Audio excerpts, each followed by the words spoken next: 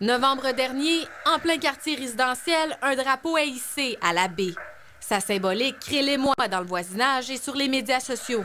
Selon les experts, le drapeau est typique des groupes djihadistes dans le monde musulman et le djihad peut avoir plusieurs connotations. Djihad, c'est-à-dire approfondir la foi, pratiquer plus correctement l'islam, comme ça peut être aussi djihad sous la forme de guerre pour la défense de l'islam.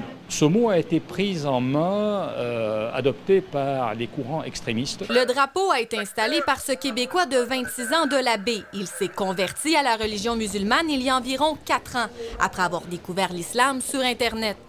Mes intentions étaient simplement de mettre un drapeau que je trouvais beau, je suis musulman. C'est un drapeau qui existe depuis bien avant Al-Qaïda ou les salafistes. C'est l'attestation de foi.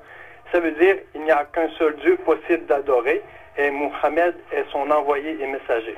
Les voisins rencontrés n'ont pas voulu commenter à la caméra. Certains ont peur de représailles, tandis que d'autres n'ont jamais eu conscience de l'installation du fanion en question. Est-ce que vous vous êtes renseigné à savoir qu'est-ce que voulait vraiment dire le drapeau?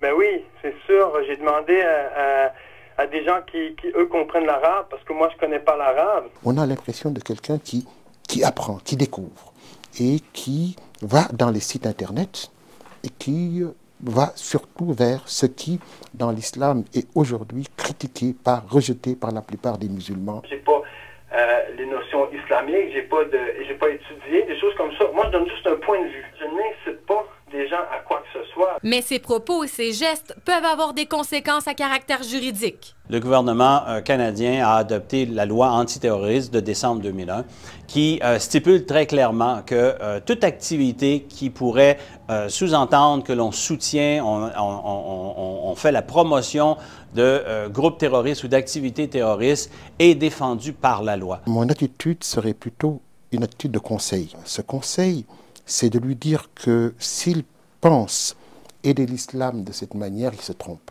À notre connaissance, aucun autre drapeau n'a été hissé dans la cour et la GRC n'est jamais intervenue chez le jeune homme concernant ce dossier. Marie-Christine Noël, TVA Nouvelles, Saguenay.